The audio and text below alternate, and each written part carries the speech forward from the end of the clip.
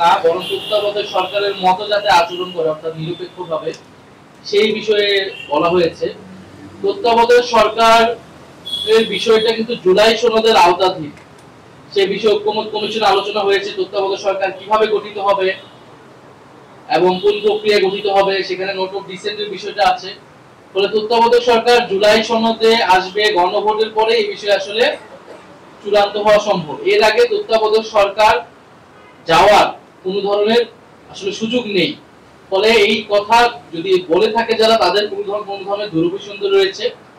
আমরা ডক্টর মোহাম্মদ ইউনূস বা এই উপদেষ্টা পরিষদ, আমরা মনে করি যে তারা সংস্কার বিচার প্রক্রিয়ার মাধ্যমে নির্বাচন করাটা তাদের দায়িত্ব, সেই কমিটমেন্ট নিয়ে তারা কিন্তু সরকার গঠন করেছেন।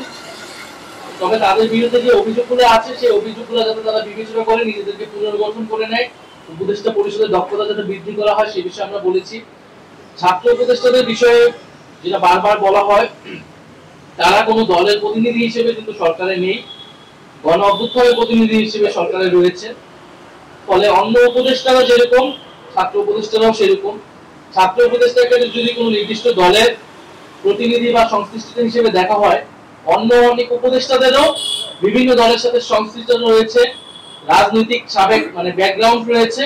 ফলে সেই বিষয়গুলোও সরকারকে বিবেচনা করতে হবে, কারণ সরকার যখন গঠিত হয়েছিল বিভিন্ন দলের রেফারেন্সে কিন্তু এই উপদেষ্টা পরিষদ গঠিত হয়েছে এবং তারা এই সরকারের ঠাঁই পেয়েছে।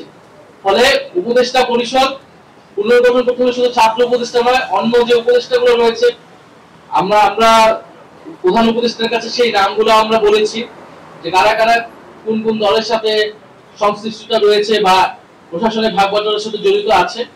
ফলে সার্বিকভাবে এটা বিবেচনা করতে হবে। আমরা নির্বাচন কমিশনের ব্যাপারে অ্যাজ এ হোল আলোচনা করেছি যে আমরা নিবন্ধন পাওয়া থেকে শুরু করে এবং জাতীয় লীগ নামে যে আরেকটা দলকে নিবন্ধন দেওয়া হলো এবং শাপলা প্রতীক নিয়ে আমাদের সাথে কিরকম আচরণ করা হচ্ছে এবং ইশরাক হোসেনের মামলায় নির্বাচন কমিশনের যে অবস্থান ছিল এবং নির্বাচন কমিশন যে কোন আগের আইনে যে নিয়োগ হয়েছে, ফলে পুরো প্রসেসে নির্বাচন কমিশনের যেই কার্যক্রম এবং প্রশ্নবিদ্ধ হয়েছে, যে সেই বিষয়টা আমাদের যদি প্রতীক না থাকে তাহলে আমাদের পক্ষে নির্বাচন কমিশনের নির্বাচনে অংশগ্রহণ করা সম্ভব হবে না। আর অন্য কোনো প্রতীক তো আমরা নিব না, সেটা আমরা বলেছি। নির্বাচন শাপলা কেন আমরা পাবো না, তার আইনি সাংবিধানিক ব্যাখ্যা আমাদের দিলে তখন আমরা অন্য প্রতীকের বিষয়ে বিবেচনা করব। তার আগ পর্যন্ত সেটা যদি নির্বাচন কমিশন না দেয়, তার মানে সেটা শুধু প্রতীকের ইস্যু না, এটা নির্বাচন কমিশনের নিরপেক্ষতার প্রশ্ন। নির্বাচন কমিশন ন্যায় বিচার করছে কিনা একটা দলের সাথে, সেটার প্রশ্ন।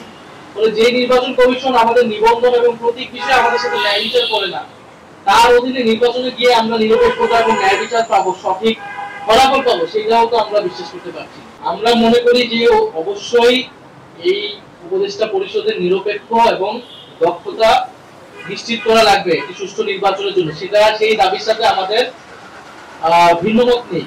কিন্তু এই উপদেষ্টা পরিষদ পুরো পরিবর্তন করে তত্ত্বাবধায়ক সরকার নিয়ে আসায় এইটার আসলে সুযোগও নেই আইনগতভাবে, কারণ তত্ত্বাবধায়ক সরকারের বিষয়টাই পুরো জুলাই সনদের অধীনে আওতাভুক্ত আছে। যদি তত্ত্বাবধায়ক সরকার আপনি গণভোটের আগে সেটাকে বাস্তবায়ন করতে চান, তাহলে নির্বাচন কমিশনও পুনর্গঠন করতে হবে জুলাই সনদের আইন অনুযায়ী বা সেখানকার ঐক্যমত অনুযায়ী।